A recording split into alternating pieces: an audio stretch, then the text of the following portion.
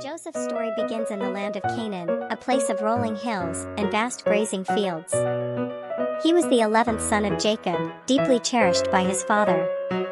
Jacob's love for Joseph was evident, symbolized by the gift of a richly ornamented coat, a coat of many colors. It wasn't just a garment, it was a declaration of favor.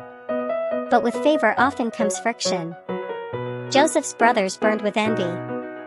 He was different, set apart, and his vivid dreams only deepened the divide. He dreamt of sheaves of wheat bowing to his own and of stars, the sun, and the moon paying homage to him. These dreams weren't just stories, they were visions of God's plan. Yet, to his brothers, they were unbearable, fueling resentment like a flame. Have you ever faced rejection or jealousy because of the blessings in your life? Joseph's journey reminds us that even when others misunderstand or oppose us, God's purpose remains steadfast. Joseph's life took a sudden turn on an ordinary day. Jacob sent him to check on his brothers, who were grazing their flocks in Dothan. As Joseph approached, his brothers saw an opportunity to rid themselves of their dreamer.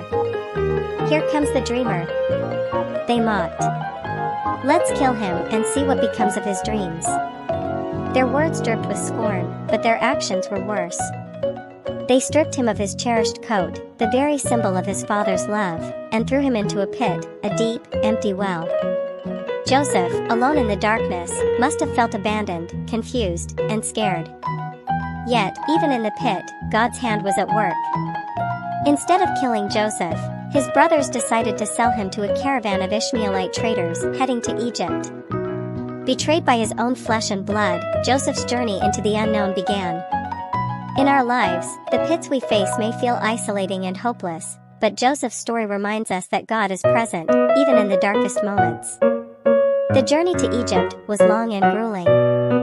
Dust rose from the desert paths as Joseph walked, a slave among strangers.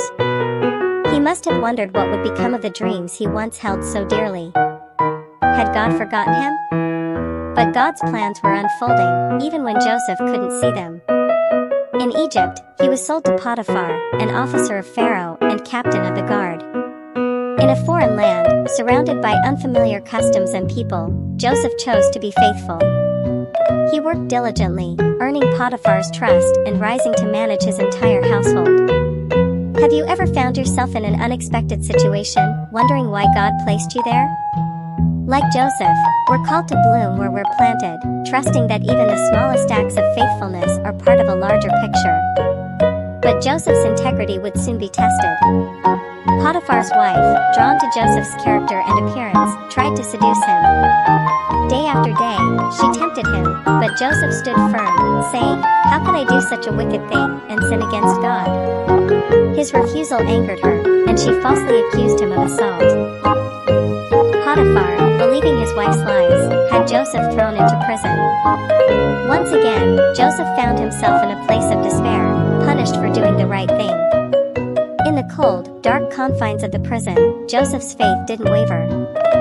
He continued to serve others, trusting that God had not abandoned him.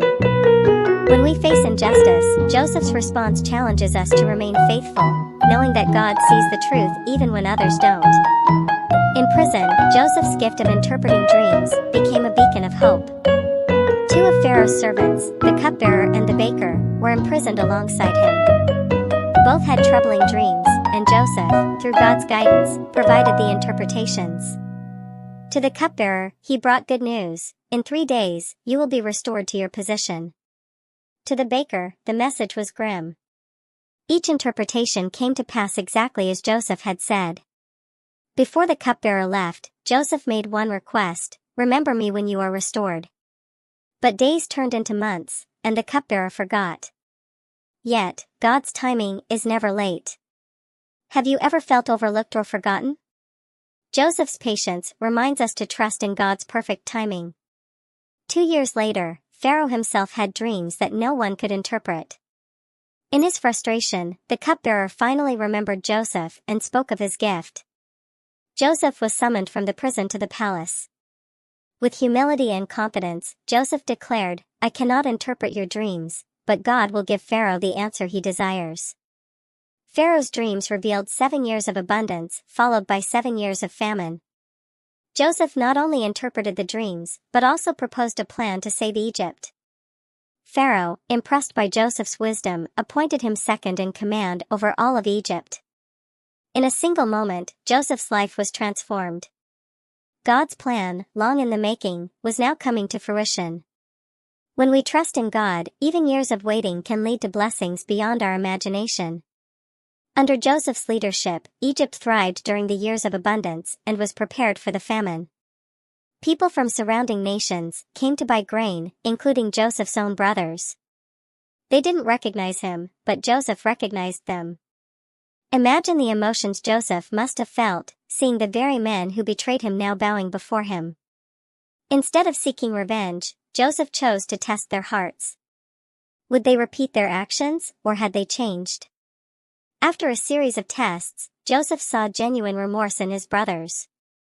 Overcome with emotion, he revealed his identity, saying, "I am Joseph, your brother, whom you sold into slavery.